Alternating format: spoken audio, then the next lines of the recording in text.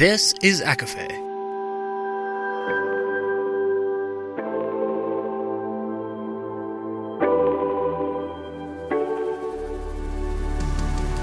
Laura Marie and Jessica Marie proudly present A Court of Fandoms and Exploration, a podcast.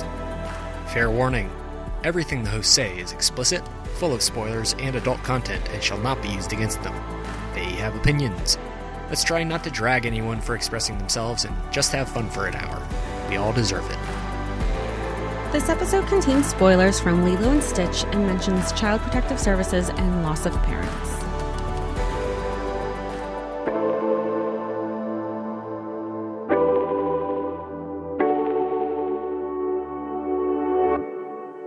Hi, everybody, and welcome to A Court of Fandoms and Exploration, your weekly deep dive into the fantasy, literature, and fandoms that we love. I'm Laura Marie. And I'm Jessica Marie. And today we are discussing the 2002 animated classic Lilo and Stitch. And I am going to start off this episode. There's two things that I want to say. The first is this is my fault. I did this. I had to verify with Jessica Marie that I did, in fact, do this. If you are familiar at all with Lilo and Stitch, you know that it is a children's movie.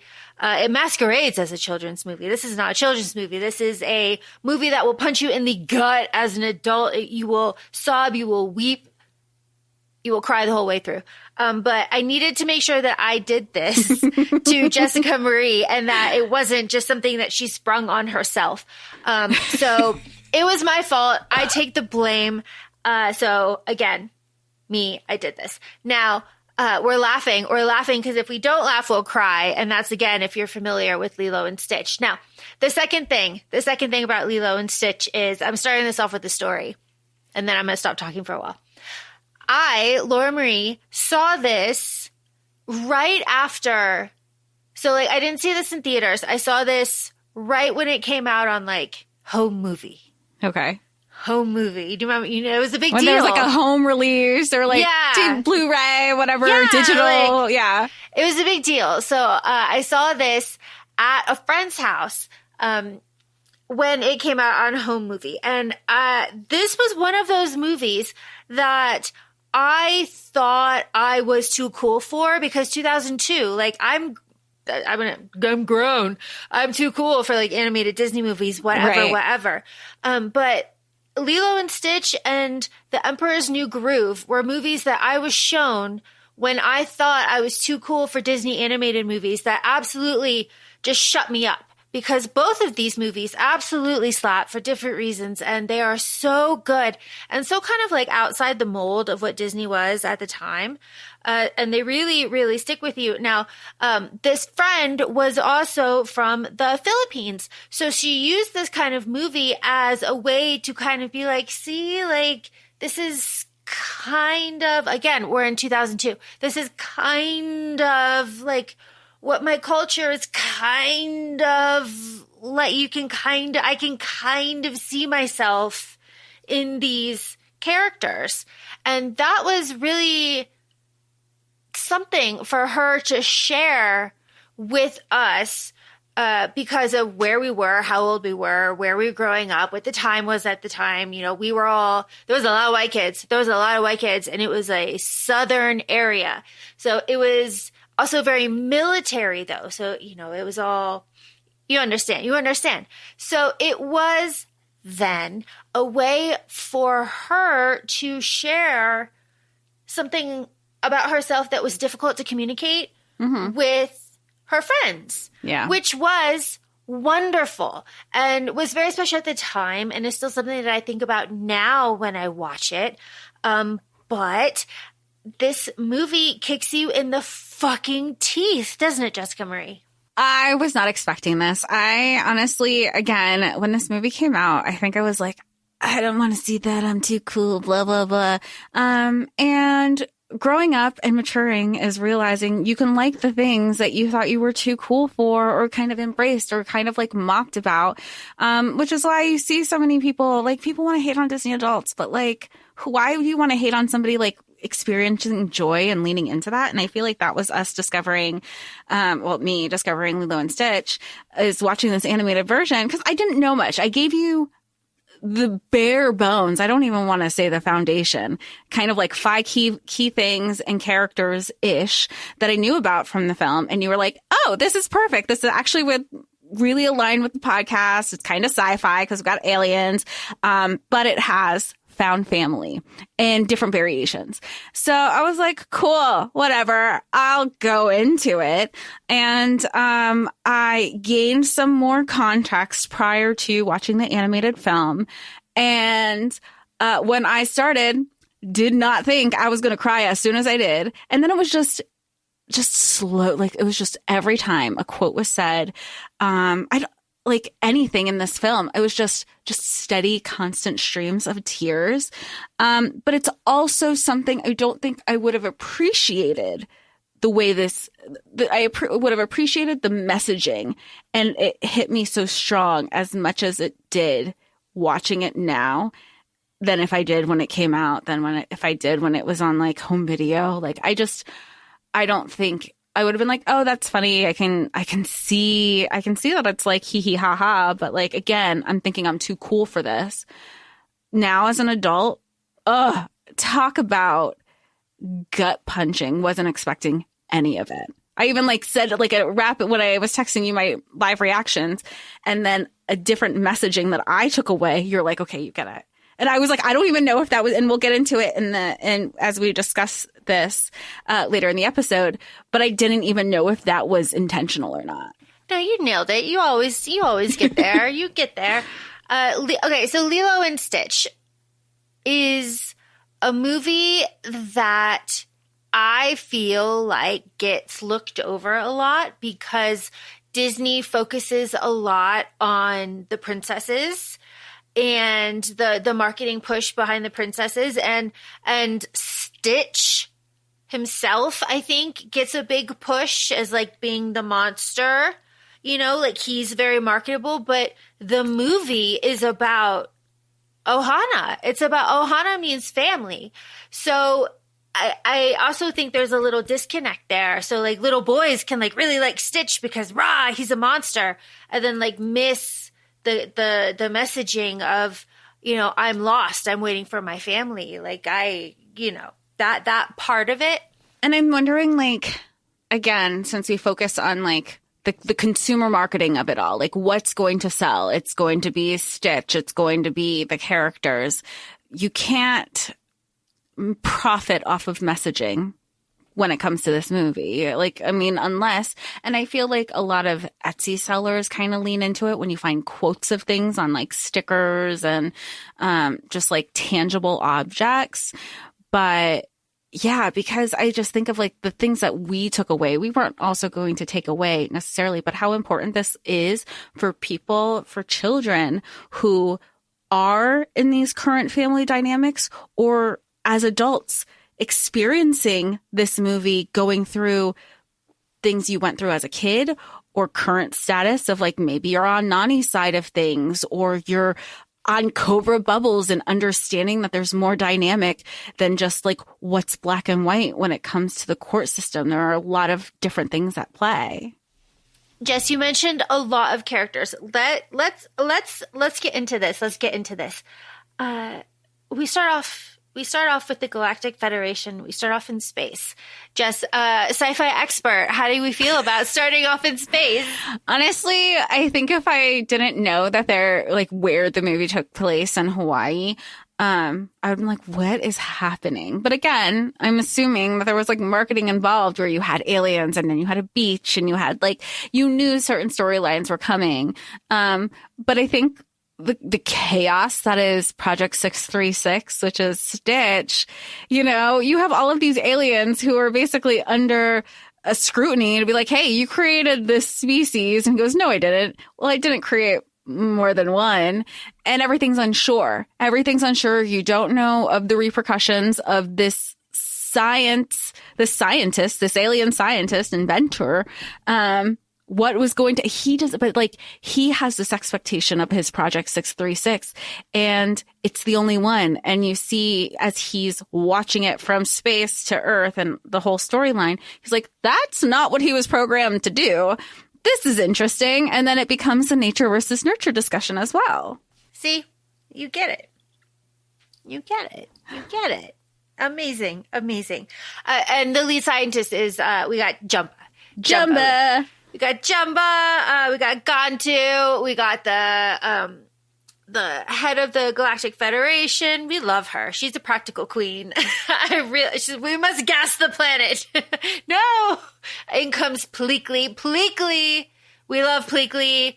Pleakley in a fuck-ass bob is just what it is about. My favorite thing, there was a part in the movie where I think it was like Stitch sucked on Pleakley's head or whatever when they're at the luau.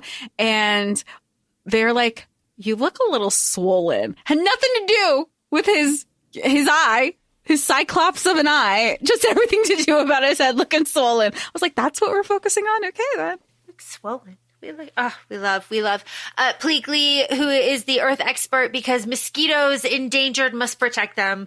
Nice little funny storyline that runs through the whole thing and has a nice little bow at the end. Very funny, very funny. Which, can I tell you how mad I was at that bow? As two people who are both allergic to mosquito bites, I was like, fuck out of here.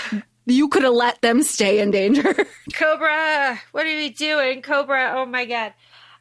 So what happens? Obviously, Stitch is exiled, but he breaks away. He steals everything. He goes to hyperdrive, ends up crashing into Hawaii. Of course, that's why we have our Earth expert, Pleakley. Pleakley and Jumba, the scientist that created him, have to go get him because they know him and the planet best. And if they do that, they will get pardons. And then Jess, this is the intro, as you said, with the fish.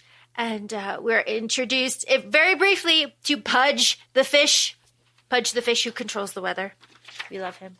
Who loves peanut butter sandwiches. Loves peanut butter sandwiches and is the reason that Lilo is late to dance class to practice with the other girls. And she shows up wet and everybody stumbles on the stage. But she's killing it. When she gets into the rhythm. She jumped right into it, like not missing a beat. Good for Lilo. Yeah, good. We love it. We love it. The girls, though, are not friendly to her because Lilo is going through grief. Lilo's parents have very recently passed away in a car accident. And Lilo is unclear, like, how old she is. Really, I'd say like 6 or 7. Yeah, maybe. I'd say she's like in the 5 to 7 age. Yeah, she's in there because she's able to be like left on her own to do certain things, but she, so there's also that. But she gets in a fight with one of the girls at dance class, and she bites her.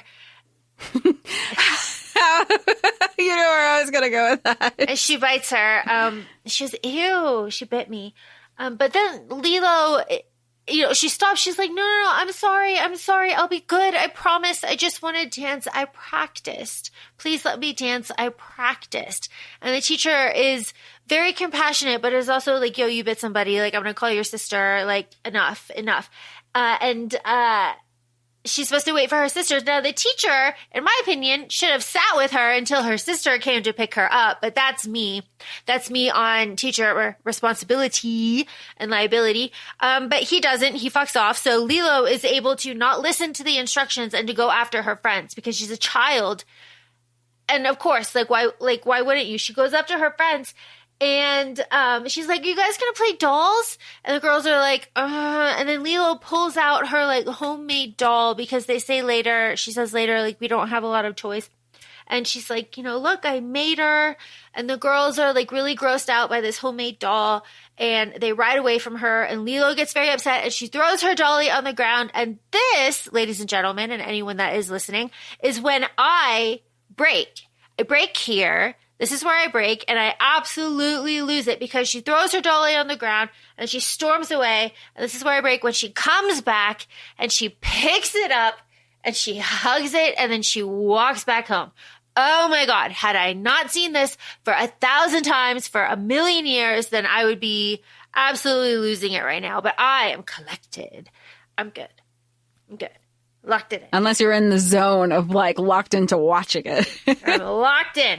I was like, these bitches about a bunch of other 6-7-year-olds who Lilo considers them her friends because they are her age and in her class. These girls are not her friends. They do not like her. But how else do you, and this is also something that you learn over time. I just remember conversations growing up where I'd be like, oh my gosh, my friend this, my friend that. And then like, as I got older, I would have family members to be like, well, are they really your friend or are they your acquaintance? Like and I was like, and that has stuck with me even as an adult when I think like, who do I classify as my friends and who do I classify as like, oh, well, they're like, I was talking to this person that I know. It's a big difference, especially as children too, because Lilo is also, remember, going through grief. So it's just this wanting to reach out, wanting to feel included, wanting to not be alone, but not quite connecting. Yeah. And cling to the people who are still there because your stability has been lost. Mm-hmm. So it's just all these layers to watching it as an adult, just like gut punch after gut punch. But we're introduced to our sister Nani. She's looking for Lilo. She can't find her. She's like, oh my gosh, you better be home. She's running up the stairs, stupid head, with the social worker, Cobra Bubbles. And Nani gets to the house and Lilo has locked her out and nailed the door shut. She's having a depressive episode listening to Elvis on the floor. I don't have a sister. This seems very relatable. This seems very like sister behavior. I was imagining how many kids are going around saying stupid head after this movie. Stupid head. Stupid head. This seems relatable because Nani is like, as we've said already, like there is like, they've both lost both of their parents, but as what comes with elder sister obligation and responsibility, she's taken on as Lilo's guardian. So they're both going through grief in very different ways. And Nani is trying to now balance the act of being both big sister caretaker and guardian. But they're both working out that relationship because, after the fighting and even when the social worker comes, they talk at the end of the night to be like, I like you better as my sister than my mom. And she's like, girl, same. Like this is not easy for either of us. And of course, this is also the time where we bring up the, erasure of the original Lilo and Stitch because we have the rewrite here. Now, when Lilo is hiding during this like sister fight, she goes into the laundry room and she hides in the dryer. But because you can't have kids hiding in the dryer, Disney changed the door to a pizza box. That has changed. That was not in the original. And at the end, when Stitch is doing laundry, there's no pizza box there. It's just the fucking dryer door. Because of course it is. Of course it is. I was about to say, like, when I was watching it, I thought she was in the dryer and it was the pizza box that was in the dryer or oven. I was like, okay, that doesn't make sense, but okay. Yep. Yeah, it was a whole thing. It was a whole thing that you had to be there. It was like, of the times of the moment, but we have very little evidence of that original dryer door. But you can see it at the end where it was not replaced. So we have addressed it. It is there. The sister fight is something that I really resonate with as the eldest daughter because when Nani just like looks at Lilo and she's like, do you want to be taken away? Like, do you not understand how important all of this is? And of course, Lilo doesn't. She's a child. She's a literal child. She cannot comprehend the level of importance that this is, that it actually is, that Nani has to deal with. Like, there's just not anything that can make it like equal. So like, no, but I like that Nani though doesn't shy away from being like, come on. Yeah. Like, come on. Like, you have to talk. No what? No this, no that. Lilo, you have to give me something. I like that kind of sister frustration is shown because that, I assume, is real life. Yeah. And I also think like it also shows the type of environment that Nani was creating for Lilo because she shouldn't have to know. She is a child. So it's like, as much as we're like, Lilo, like you're trying to grasp, like you don't understand the severity of this right now. I know you're like mad at me. I know you're upset. I know you're nailing the door shut, but like you want to keep doing this. This isn't going to be a thing, but it's also like she's a child. And when you're protecting the children, they're not supposed to know how bad it is. Yeah. And Nani doesn't tell Lilo the danger of all of this. Cobra Bubbles says to Nani, like, this is not going well. This is not good. I am the one that they call when it is bad. And Nani, this is bad. Like, I'm going to come back and I'm going to watch you and we're going to see again. But like, this is not good. And Nani keeps that to herself until the very, very, very end where Lilo figures out that like, I'm going to be taken away, actually, which she does not realize until she's in the car. Right. So, well, and she hears the fight, like she hears her sister fighting for her. But like, and at the same time, you have to respect Cobra Bubbles, where he's like, you have to see it from my point of view. You have to like, if it was anything else and you walked in on this situation, how would you be handling it? Mm-hmm. Oh, and the speech he gives her. I know you're trying. Okay, we'll get there. We have to hit the better first speech. I'm gonna cry. Am I gonna help it? We're apologizing, right? Lilo and Nani are apologizing. I like you better as a sister, not as a mom. We're a broken family, aren't we? Woo! This is a children's movie. Damn, if you're not okay, so if you weren't already tearing up a little bit, you're probably crying now because god damn, that hits so hard. And Nani, again, I respect the hell out of her. Nani goes, no, I mean, a little, I mean, yeah, we are, but that's okay. Like it acknowledging where you are is really important. And I think that as an eldest daughter, as being thrust into this position, she is doing a great job. I'm not joking, so I don't cry. But I mirror all of Laura's sentiments about this because it's like, I think it's also like, and broken in the sense of what society, I say society in air quotes, deems what would be considered a broken family. But it's acknowledgement. They're both struggling in their grief. And there's no dancing around it. But it's also, like you said, it's okay because every family is going to look different. And this is just kind of ours right now. To continue on with the waterworks, Nani, I bit her. I bit her and I hit her. And Nani's like, oh, Lilo. And then Lilo, again with bangers, they treat me different. Nani, they treat me different. And Nani says, Lilo, it's okay, baby. They don't know what to say. And at this point, if you're watching this the first time, you know that the parents aren't there, but you're not sure how, and we don't get that till later. But like, oh, they treat me different. They just don't know what to say. And then we see, this is the same moment, we see Stitch's ship crash landing and Lilo going, oh my God, it's a falling star. Get out, get out, get out. I claim it. She's on her knees. It's me again. Will you send me someone to be my friend? An angel? Maybe send me your best angel. How are y'all doing? Well, are you doing well? So well. So well. Woo, so well. And then it's like, Nani is hearing this and she's hearing Lilo ask for this. And then especially, it's me again. So it's like, how many other times has she been having this conversation that she wasn't aware of? So it's this underlying thing that sits with a lot of kids. And even when you grow into adulthood, when you remember, oh shit, that was unlocking something. But Nani really is. She's like, what is the best for my sister?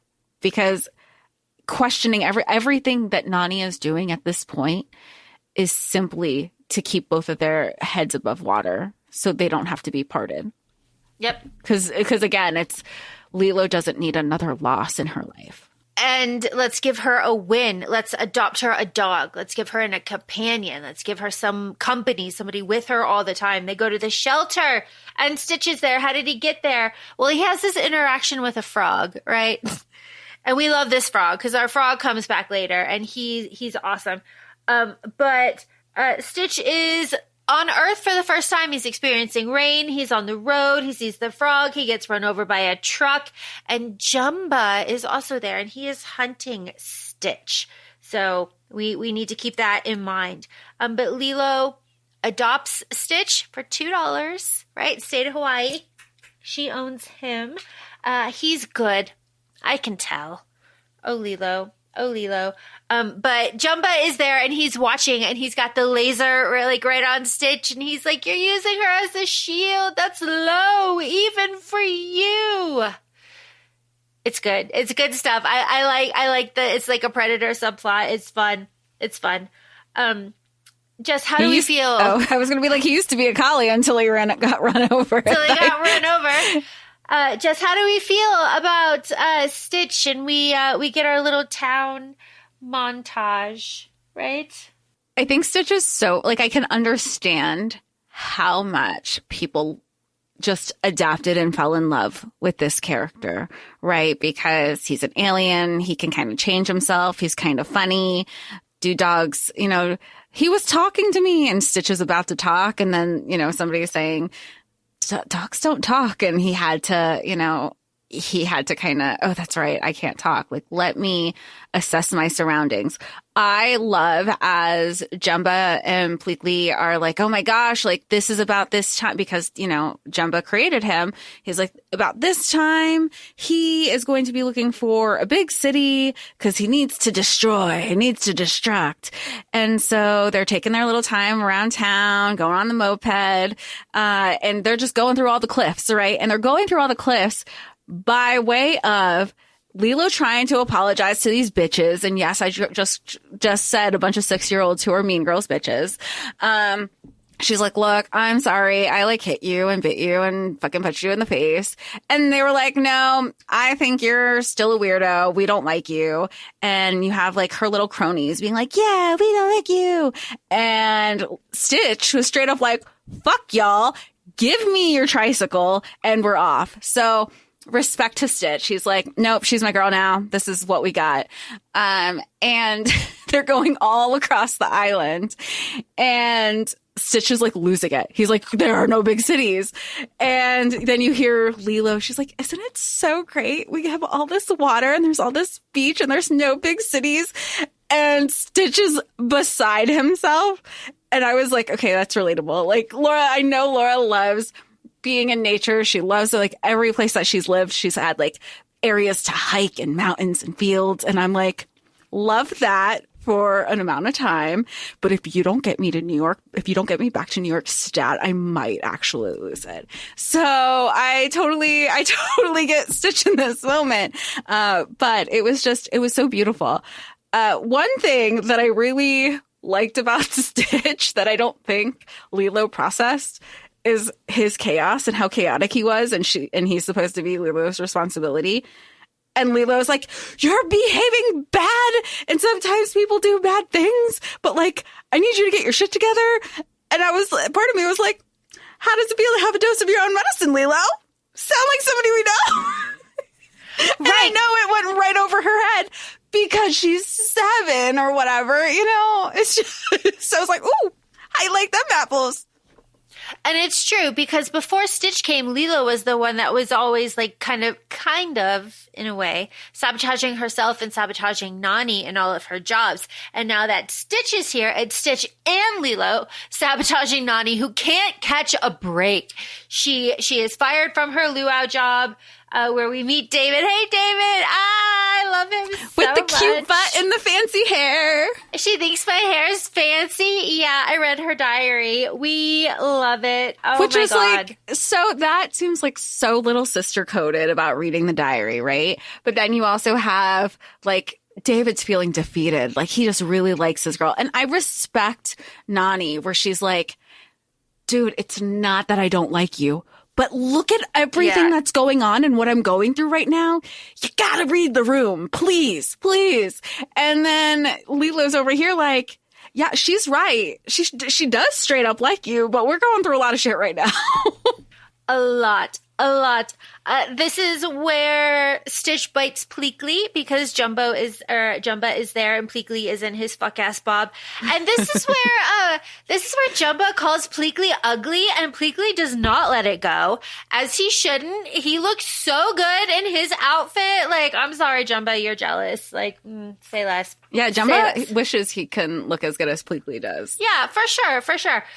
David, we should mention, is a fire eater, and he's like, okay at it at this point. He's not excellent, but he's getting better. He's part of the luau performance. But Nani gets fired because of the Stitch and Lilo, because, it's her dog biting somebody. So they go home, and this is where we are introduced to the concept of Ohana. Jess, tell me about Ohana. Ohana means family. Family means nobody gets left behind. Yes, it does. This is the reason why we end up keeping Stitch and why he doesn't go back to the shelter. This is also where Lilo shows us the family photo that she keeps under her bed of her family. And we have the you wreck everything that you touch. Why don't you make something instead? And we have the San Francisco montage. But then Lilo goes to bed, and as Jumba says, like, he has nothing to destroy. I gave him no purpose. What is he going to do when he has nothing to comfort him, not even his own thoughts or memories? This is where we get the ugly duckling, I'm lost book. Jess, how did you feel about I'm Lost? I had that book when I was a kid, and so it like has a lot of like, it has like a lot of sentimental value. And then my aunt found it on Poshmark. It has like, she found like the sing along that goes with the book, and it tells you the story. And so she's like, I know. She's like, I just wanted to have it. And I was like, ooh. She like literally found it on Poshmark and bought it right away. And so that story always hits really close. And it's just because it's about feeling you're different than everybody that's around you. And who's like, it's a lot of self-doubt comes with that book. And it's always like, but you'll, and it's always like, but you'll find your people eventually. But that doesn't help in those moments when you're feeling really stuck. Stitch ends up sleeping with this book. He very much relates to it. And then 7:30 in the morning, boom, Cobra Bubbles. Hello. Stitch throws the book at him. That's not great. And Cobra says, like, Nani, I heard you got fired. I can't ignore that shit. I'm coming back tomorrow morning. And you're going to have a job. And your dog is going to be behaved. These are the two things that you're going to do. And I'm going to check in with you tomorrow. All right, bet. Which is also like fair for Cobra Bubbles. Again, if you're looking from like his point of view, he's like, you lost your job. And in that time, you added another mouth to feed. Yep. It's like, really? That doesn't make any sense. But, here we are. So we have our Elvis model citizen montage happening concurrently with our Nani job hunting montage. Nani goes to the old lady, the cafe, the hotel, the famous blonde lifeguard, no job. And Lilo gives Stitch the rundown on Elvis about how to be a model citizen with dancing, guitar playing, romance, and then performing on the beach. But then, of course, Stitch freaks out because there's cameras, destroys everything. And again, they meet up with no job as a lifeguard. This is the first moment where Stitch like feels bad. You can see he like destroys everything, and he sees like Lilo and Nani just like sitting there, and he's like, oh damn. Oh, I did that. I did that. Oh shit. And then we have our surfing montage because David says, choice waves. Choice waves. Let's go surf. Make ourselves feel better, right? This is set in Hawaii. And this is important because this montage shows us that Stitch wants to be with the people because Stitch cannot swim. And surfing, I don't know if you know this, happens on the water. How about that? That? I also thought that, like, prior to the surfing, they were all just kind of hanging out together. They were building sandcastles. They were kind of being the three of them. Even when, like, David approaches, who's like, I'm not the smartest guy, but I sense today isn't the greatest day. And that they both acknowledged that, like, we're both having pretty crappy days. You know, like, yeah, Stitch kind of, like, blew everything up for Nani. But, like, I feel like that was also the first time that Lilo was trying to add to, like, well, let me help my sister out. If we can get him to be an impersonator in front of all these tourists, we can get that tourism money for a hot second. And she also wasn't wrong when, like, they were crowding him, like, and then, like, he's the one you crowded an animal. We could say that if we're going to go off, like, he's a dog, you crowd a dog, you make him anxious, you make it like, yeah, he's going to snap. And it's these people's fault for putting him, like, it was just kind of crazy where I was like, this is the thing that Lilo actually did right. And now and that happens often as a kid. I say often, maybe it's just me, where you're doing the right thing and you still get in trouble as a kid. And you're like, God, then why am I going to keep doing the right thing?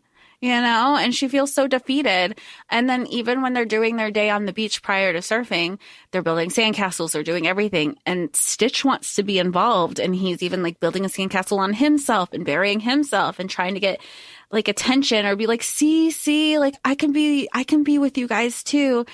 And he was just not there. Just wasn't, I don't want to say dismissed, but they were really just focusing on Lilo at that moment and Lilo and Nani. And that was also a moment for Stitch to be like, wait, I want to be a part of this. So much so that he brings the surfboard over and, like, nudges at Lilo because he wants to go surfing with them again.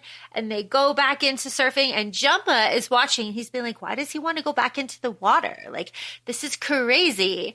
And at the same time, Pleakley is late on his status report from the Galactic Command. And they're like, what is going on? Like, urgency. We're sending people. Like, if you don't wrap this up soon, we're sending people. So that's where we kind of get this, like, kicking off. So they go, all right, Jumba, like, we're going swimming. So Jumba and Pleakley intercept Stitch while he is in the water and causes, like, a big wipeout. And Nani and Lilo end up on shore, but then David goes in and he saves Stitch. We love it. He pulls him out. He's like, I think he's alive, but he's unconscious. And then Cobra's, like, watching on the beach, right? Because, like, they give Stitch CPR and he, like, surfaces or comes back to life, I guess, and is, like, barking and, like, rah, rah, rah, rah, rah.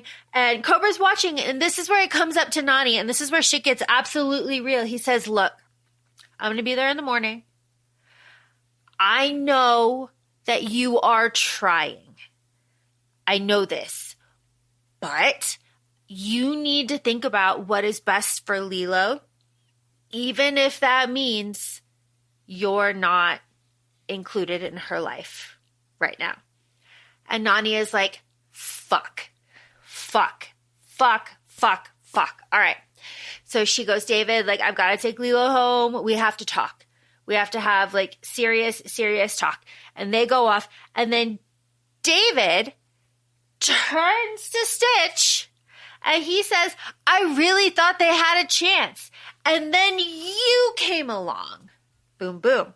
And then Stitch sees the family of ducks on his way home and then is hanging out during the Hammock Sister song, right? They didn't even talk. I think, like, Nani was just so stuck in what to even say. So let's just have this moment. Because I feel like this was Nani's reality to be like, I can't change anything in 12 hours. Yeah, there's nothing I can't do. I can't do anything at all. A little bit later, Stitch is looking at the family photo that Lilo keeps under her pillow. And this is where she tells him that her family died on a rainy day in a car accident. And then she says, I know that you wreck things and push me because you don't have, like, you want your family and, like, you miss your family. Like, what happened to them? And of course, Stitch doesn't say anything. He's like, you could be part of our family. Like, you could be our, like, baby, Ohana, all this stuff. And Stitch is, like, walking towards the door as she's saying this stuff. She's like, but you can leave if you want to. I'll remember you. Lilo, gut punch. I remember everyone who leaves. Ugh. And then Stitch is in the forest with the book, and he is just yelling, I'm lost, I'm lost, I'm lost. If you are not crying here, then I don't know what to tell you. I'll probably judge you. I'm like, you're like, oh, everybody handles emotions differently. Yeah, but like, fuck off. No, yeah. you should be on the floor in tears right now. Our family's like, little now, but if you want, you can be a part of it. You can be a part of it. You could be our baby. Jesus Christ. Okay. Meanwhile, the Federation is on his way. Jumba and Pleakley have been fired. He goes, ha ha ha, now we do it my way. My way. He kind of sounds like Steve Carell from Minions. Oh, like on Minions, yeah. Yeah, a little bit, but this is, no. The Federation says gone to on their way to go get him. But, oh my gosh. All right. In the morning, Stitch wakes up in the forest and Jumba is there and he's like, don't run. Don't run. I found you. Don't run. What are you doing? And this is Stitch. I'm waiting for my family. And Jumba's like, you have no family. I made you. He's like, but maybe I could. And Jumba is like, you will never belong. You will never belong. Don't run. I need to shoot you and take you apart. You were expensive. And Stitch is like, fuck this. And off he goes. Off he goes. Oh my God. Which is also crazy because at the same time, David's running over to Nani saying like, I have a job. Like, you have to come down ASAP. And now, and also, Nani has already been like given the business from CPS being like, do not leave your sister here alone again. Not 3 days ago, because we're on a timeline now. And the second she left, I was like, no. Because she's like, don't just because all she would have had to do was leave her outside the store or something. Yep. And would have been there. Yep. But before Nani gets her job from David at the store down the hill, we get some bangers. First off, we get Stitch left. He didn't want to be here. That's okay. We don't need him. Nani hits her with, Lilo, sometimes we try really hard and things don't work out, and that's okay. Sometimes change is good. Sometimes change is for the better, right? And she's trying to tell her what is going on. And David's like, but I got you a job.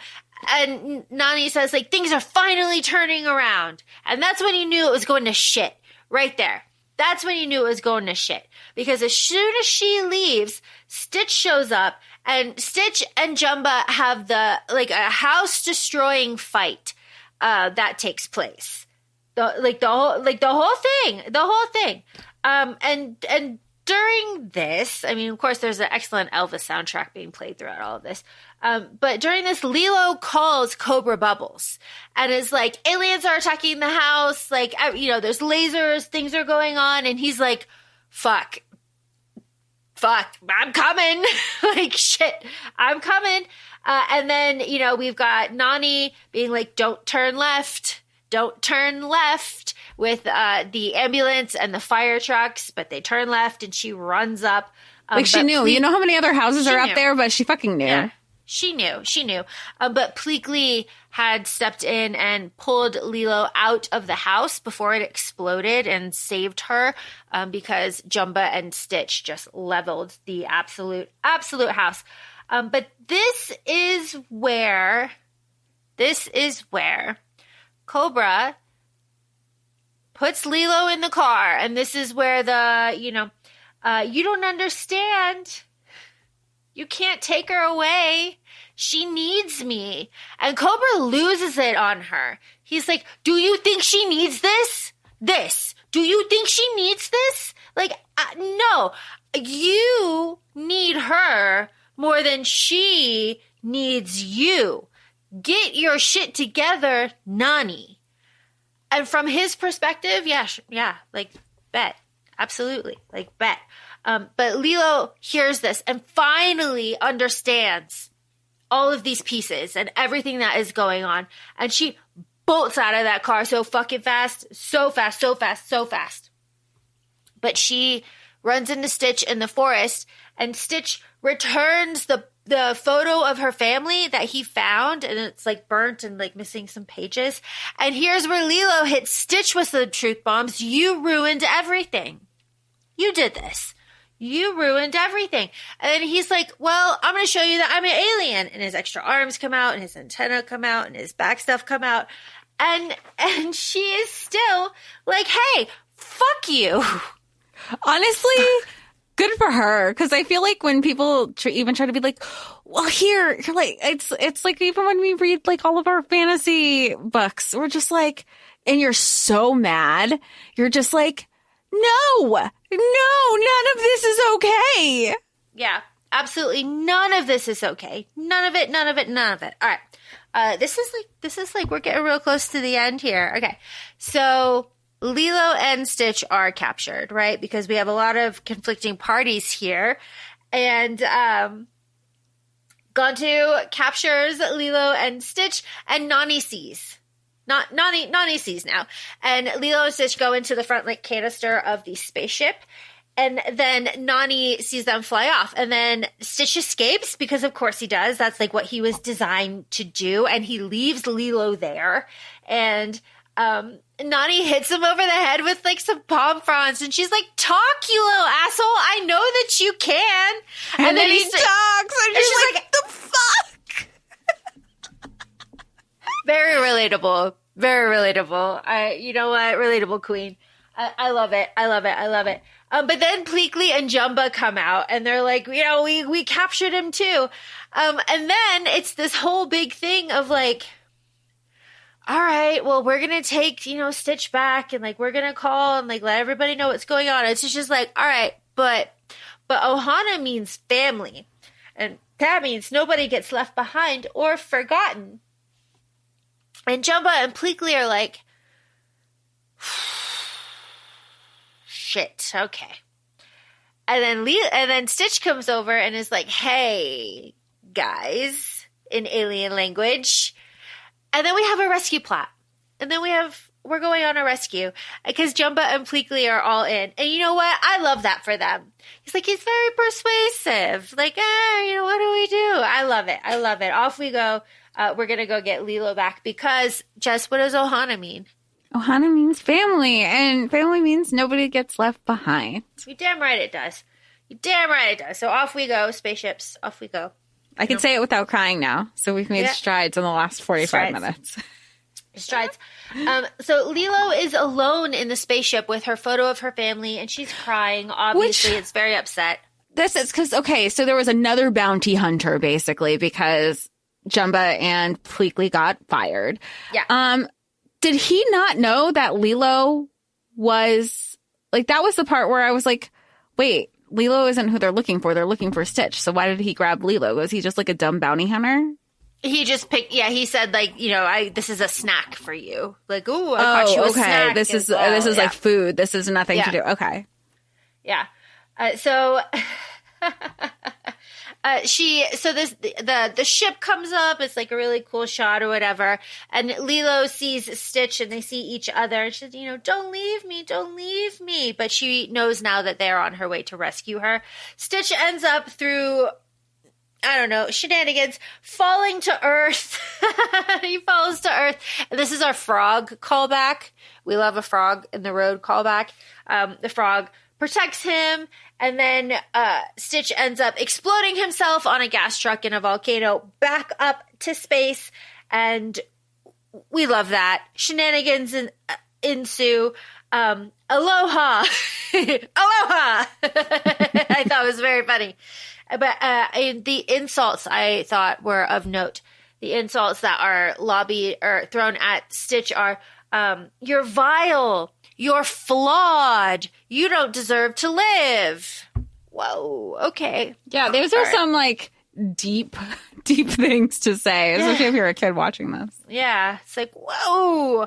But again, shenanigans, the ships crash, everybody falls in the ocean. David just happens to be there surfing. Hey, what do you do, David? Could you bring us all in? What do we do? But then we have our Grand Councilwoman and the Galactic Federation is there, and she arrests Stitch. This is the end of the movie, more or less. And arrests Stitch, right? He's arrested. She does it. And she's like, and the credit it'll go to me, actually, because I just showed up and put cuffs on him. All you incompetent men. I know she was thinking that in her head. I love her. Always takes a woman to finish the job. I love her. She is just so funny. Her. So funny to me too.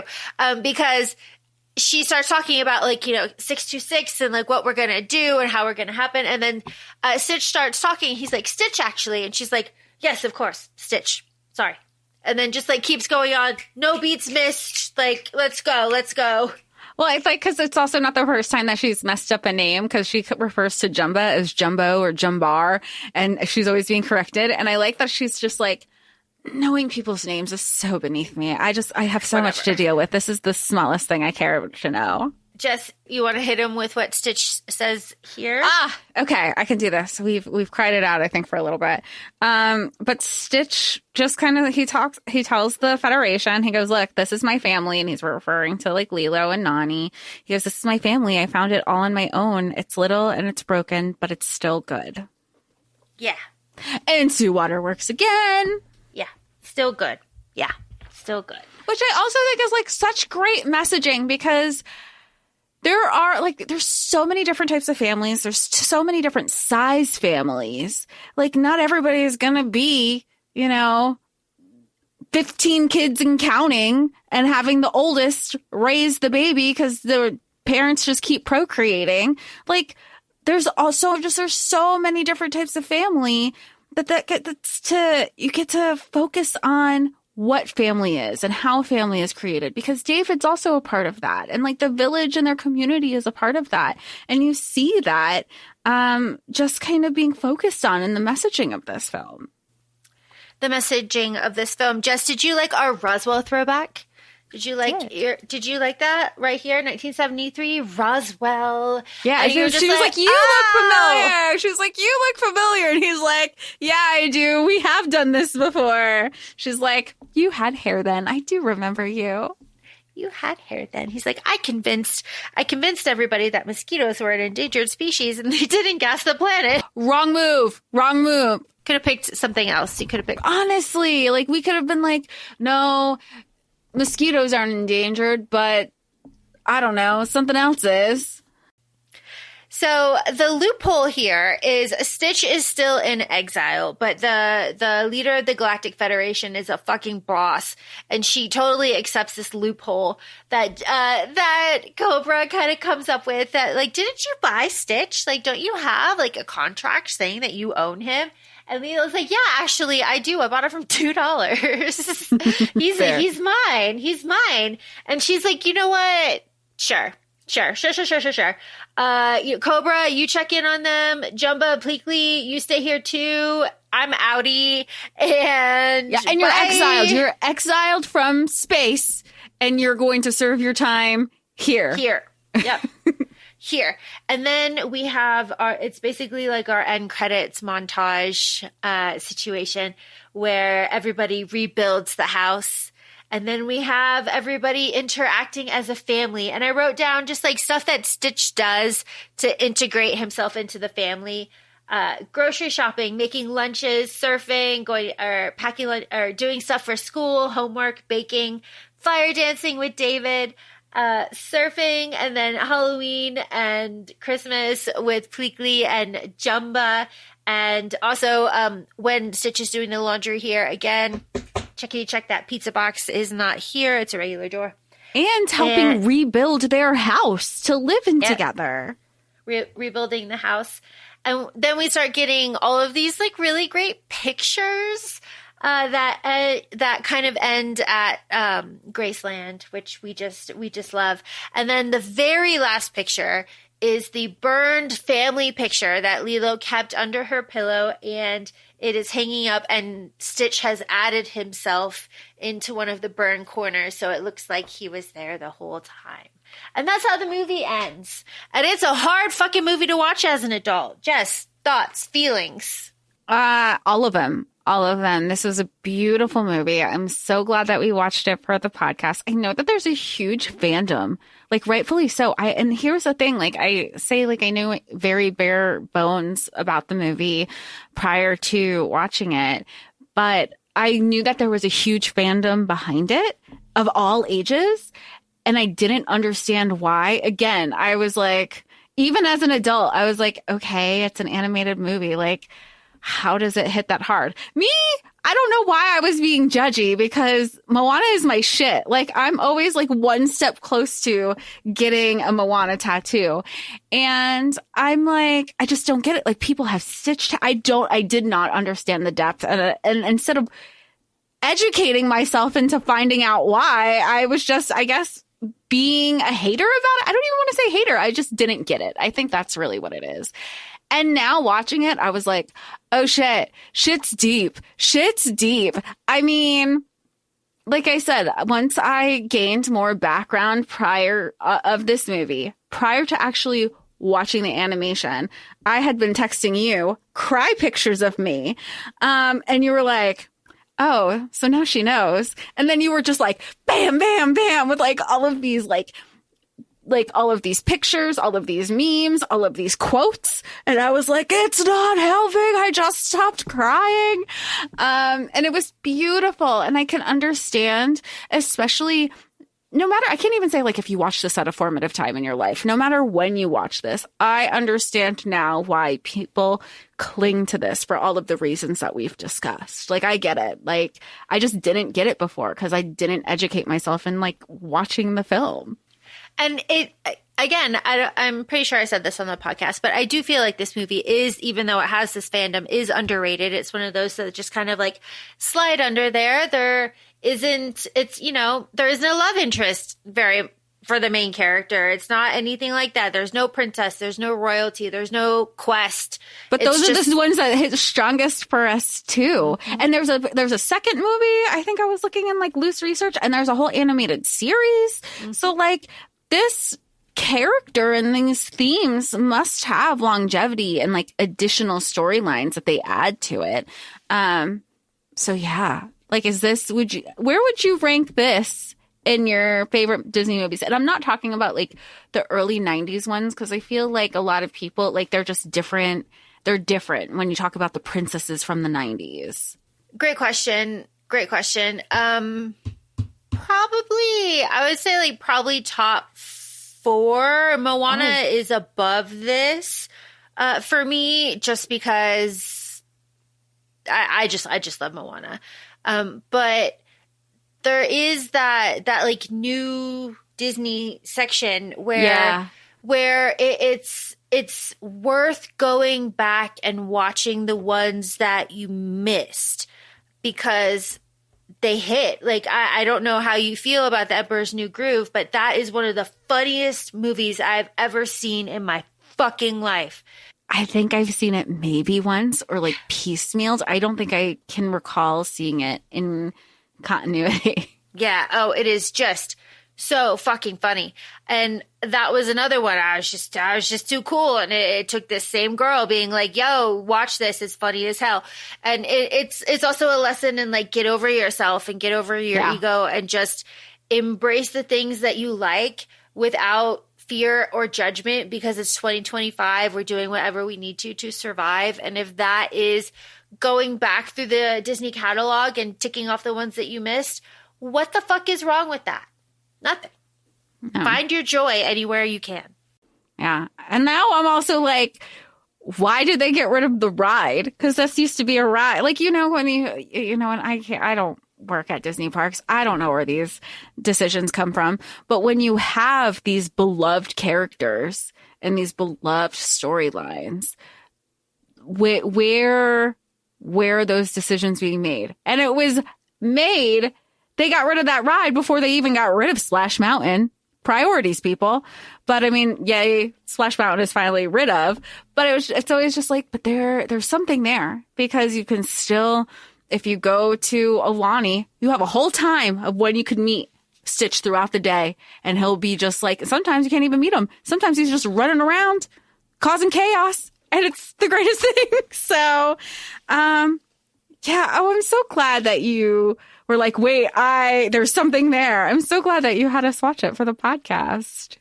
Well, again, this is my fault. I'm sorry that I put you through this emotional turmoil without any sort of like warning about how hard it would hit. But, that is just good for your emotions, and crying on the podcast has never hurt us. So we love that. With that being said, feel free to follow us on Instagram. We're at ACOFAE Podcast. We're also on TikTok, ACOFAE Laura and ACOFAE Jessica. We're also on YouTube, so feel free to go to all of our places, all of our things, and we have our links for you. We'll talk to y'all soon. Thanks. Bye. Bye.